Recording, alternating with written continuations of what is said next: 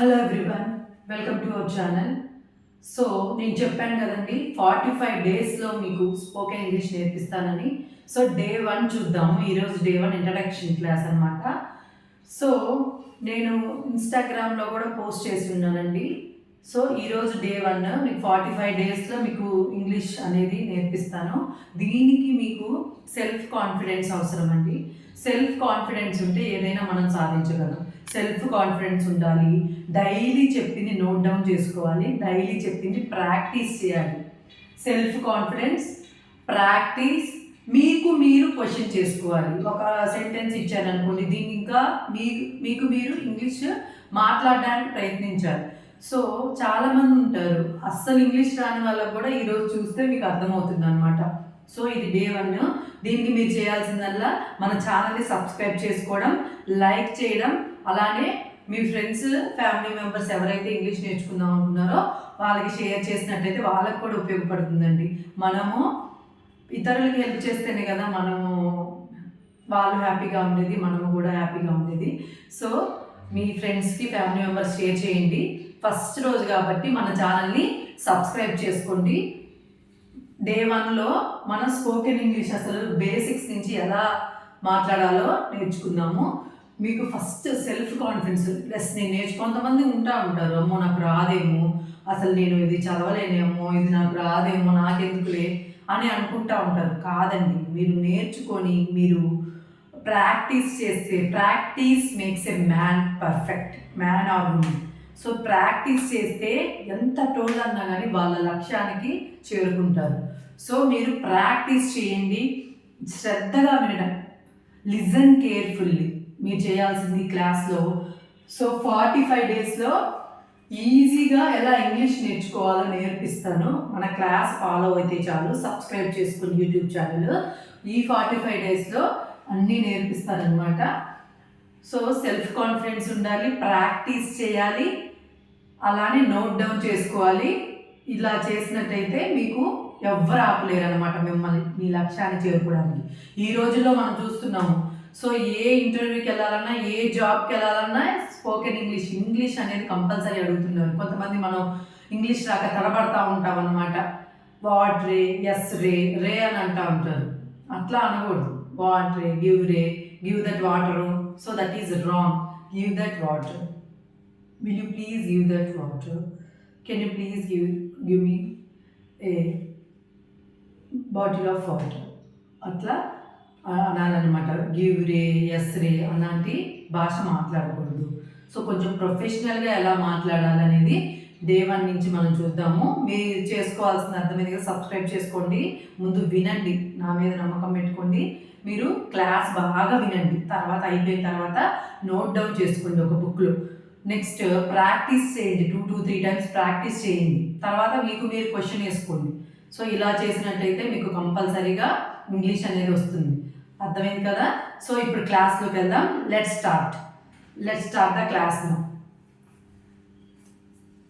So 45 days spoken English challenge day 1. ఈరోజు day 1. అలానే 45 days నేను లాంగ్ వీడియోస్ పెడతాను యూట్యూబ్ ఛానల్లో. మీరు చేయాల్సిందల్లా సబ్స్క్రైబ్ చేసుకోవడం, మంచిగా వినడం, తర్వాత ప్రాక్టీస్ చేసుకోవడం. అర్థమైంది కదా? సో ఏ సెంటెన్స్ మనం స్టార్ట్ చేయాలన్నా ఫస్ట్ సబ్జెక్ట్ అనేది ఉంటుందండి. సబ్జెక్ట్ ఉంటేనే కదా స్టార్ట్ అయ్యేది, ఏదైనా చెప్పగలము. తర్వాత వర్బ్ అనేది కంపల్సరీగా ఉంటుంది. సబ్జెక్ట్ ఉంటుంది, వర్బ్ ఉంటుంది. ఆబ్జెక్ట్ కొన్ని సెంటెన్సెస్కి ఉంటుంది, కొన్ని సెంటెన్స్కి ఉండదు. అర్థమైంది కదా? సో సబ్జెక్ట్, వర్బ్ అనేది ప్రతి సెంటెన్స్కి ఉంటుంది. ఆబ్జెక్ట్ అనేది కొన్నిటికి ఉండదు, కొన్నిటికి ఉంటుంది అనమాట. ఫర్ ఎగ్జాంపుల్ సబ్జెక్ట్లో ఏమేమి ఉన్నాయి చూద్దాము. చూడండి జాగ్రత్తగా. సబ్జెక్ట్లో I, we, you, they, he, she, it. I, we, you, they, she, it. I, we, you, they, she, it. ఇవన్నీ సబ్జెక్ట్. అర్థమైంది కదా? ఈ 4ని ఒక లెక్కన వేసుకోండి, ఈ 3ని ఒక లెక్క వేసుకోండి. అప్పుడు మీకు ఈజీగా వస్తుంది. ఏంటి? I, we, you, they, I, we, you, they, he, she, it. ఈ 4ని ఒక వర్గాన్ని వేసుకోండి, ఈ 3ని ఒక రకంగా వర్గండి. అప్పుడు మీకు ఈజీగా వస్తుంది. I, we, you, they, he, she, it. చెప్పండి. I, we, you, they, he, she, it. So I అంటే ఏంటి? నేను, నాకు. వి అంటే మేము మనము, యు అంటే మీరు నువ్వు, దే అంటే వారు, హీ అంటే అతడు అతను, షీ అంటే ఆమె, ఇట్ అంటే అది ఇది. ఏమైనా వస్తువులకి మనం ఇట్ వాడతాం అనమాట. అర్థమైంది కదా. సో సబ్జెక్ట్లో ఏముంది? I, we, you, they, he, she, it.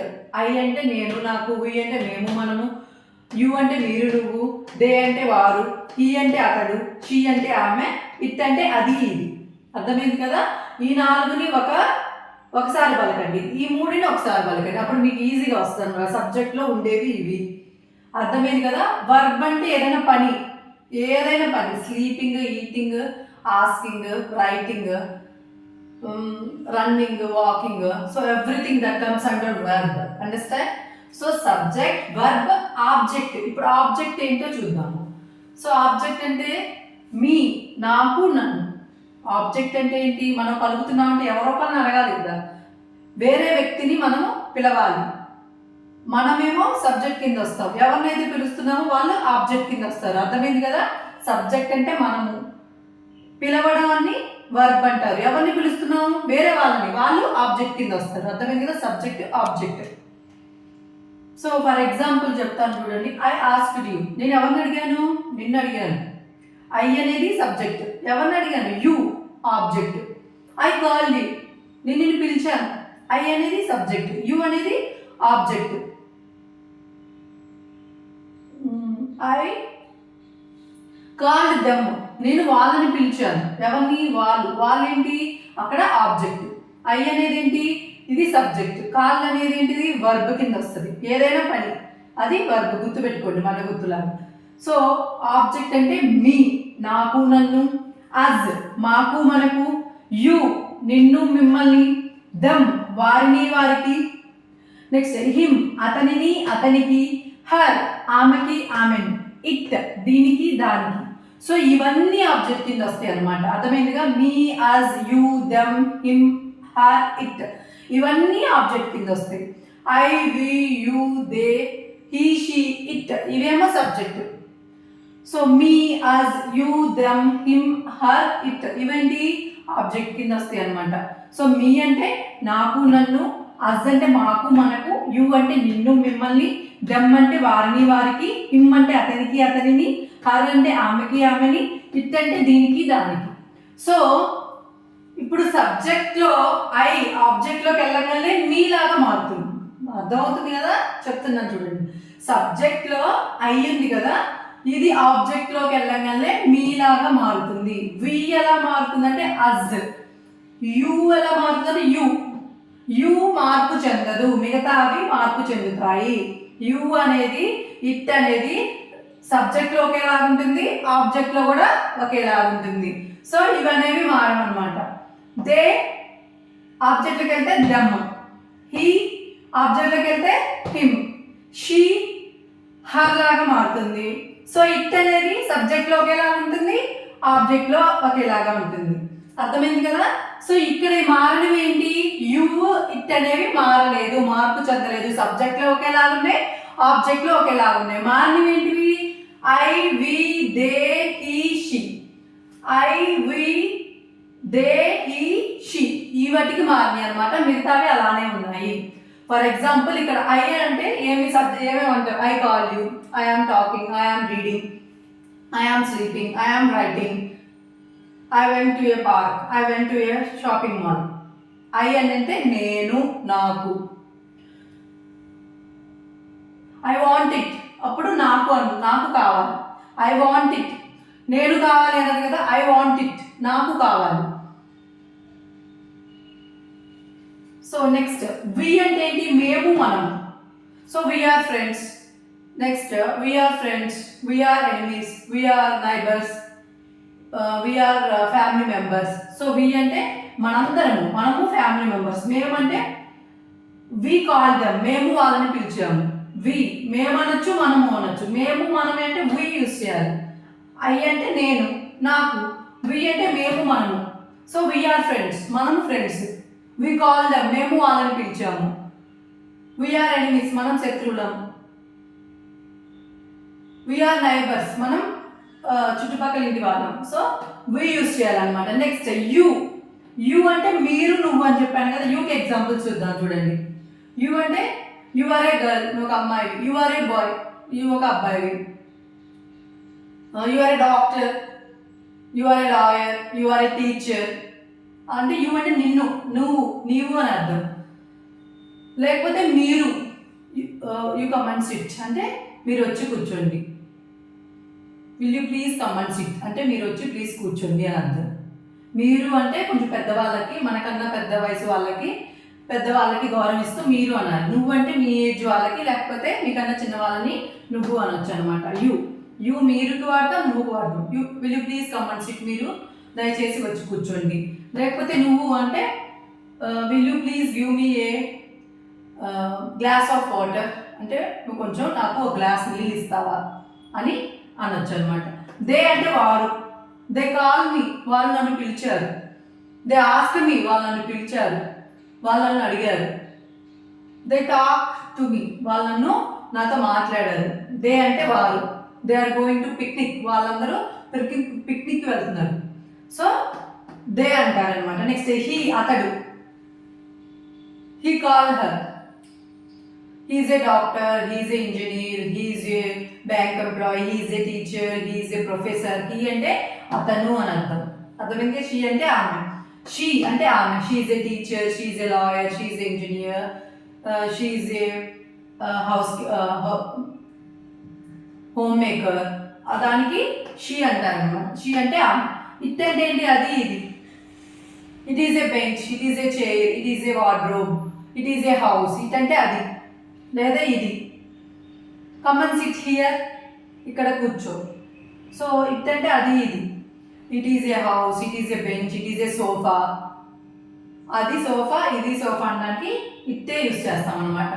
So అర్థమైంది కదా సబ్జెక్ట్ ఆబ్జెక్ట్లో. ఇప్పుడు దీన్ని యూజ్ చేసి ఒక ఎగ్జాంపుల్ చెప్తానండి.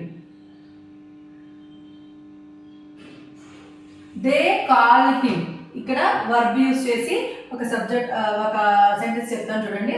దే కాల్ హిమ్ అంటే వాళ్ళు అతన్ని పిలిచారు. దే కాల్ హిమ్ అంటే వాళ్ళు అతన్ని పిలిచారనమాట. They call him. దే అనేది ఏంటి? సబ్జెక్ట్. కాల్ అనేది వర్బ్. హిమ్ అనేది ఏంటి? ఇక్కడ చెప్పాను కదా హిమ్ ఏముంది ఇక్కడ? హిమ్ అనేది ఆబ్జెక్ట్. వచ్చేసింది ఒక సెంటెన్స్. సో నెక్స్ట్ ఇంకోటి చెప్తాను చూడండి. She called me, she asked me, ఆమె నన్ను అడిగింది. షీ అనేది ఏంటి? ఇక్కడ చెప్పాను కదా I we you they he she it అనేవి సబ్జెక్టులు. ఆబ్జెక్ట్ అనేది me, us, you, them, him, her, it. You it అనేది మారింది. షీ ఆస్క్డ్ మీ, ఆమె నన్ను అడిగింది. షీ అనేది సబ్జెక్ట్, ఆస్క్డ్ అనేది వర్బ్, మీ అనేది ఆబ్జెక్ట్. ఇట్లా చాలా ఎగ్జాంపుల్స్ చెప్పుకోవచ్చు అనమాట. దే కాల్డ్ హర్, వాళ్ళు ఆమెను పిలిచారు. దే అనేది ఏంటిది? ఇక్కడ సబ్జెక్ట్. కాల్ అనేది ఏంటి? వర్బ్. హర్ అనేది object. They call her. They call her అంటే వాళ్ళు ఆమెని పిలిచారు. దే కాల్ హర్ అంటే వాళ్ళు ఆమెను పిలిచారు. సో ఇంతవరకు చాలండి ఈరోజు ఇంట్రడక్షన్ క్లాస్ కాబట్టి. సో పైన బేసిక్స్ చెప్తున్నాను. డే 1 45 డేస్లో మీకు స్పోకెన్ ఇంగ్లీష్ నేర్పిస్తాను. మీరు చేయాల్సిందల్లా చెప్పాను కదా సెల్ఫ్ కాన్ఫిడెన్స్ ఉండడం, పర్సీవరెన్స్ పట్టుదల ఉండడం. సో నేను నేర్చుకోగలను ఈ 45 డేస్లో ఉండడం. మన ఛానల్ని సబ్స్క్రైబ్ చేసుకోవడం, బెల్ బటన్ క్లిక్ చేసినట్టయితే ఆల్ నోటిఫికేషన్స్ వస్తాయి. అలానే మీ ఫ్రెండ్స్కి షేర్ చేసినట్టయితే మీకు చాలా యూస్ఫుల్ అవుతుంది. సో మీరు ఎవ్వరు భయపడాల్సిన అవసరం లేదు ఇంగ్లీష్ రావట్లేదని. మీరు practice makes a man perfect or women perfect. ఏ ప్రాక్టీస్ చేస్తే ఎంత టోళ్ళైనా గెలిచి సాధించి చూపించవచ్చు అనమాట. అర్థమైంది కదా ఈ క్లాసు. సో నెక్స్ట్ క్లాస్తో మళ్ళీ ఉంటాను. సో డే 2 చెప్తాను అనమాట. Spoken English 45 days spoken English challenge day 2 చెప్తాను నేను. 2 డేస్ 1 డే లోపు. సో అంతవరకు ఉంటాను. సో ఇదైతే ప్రాక్టీస్ చేయండి, మీకు ఖచ్చితంగా వస్తుంది అనమాట. ఉంటాను. బాయ్.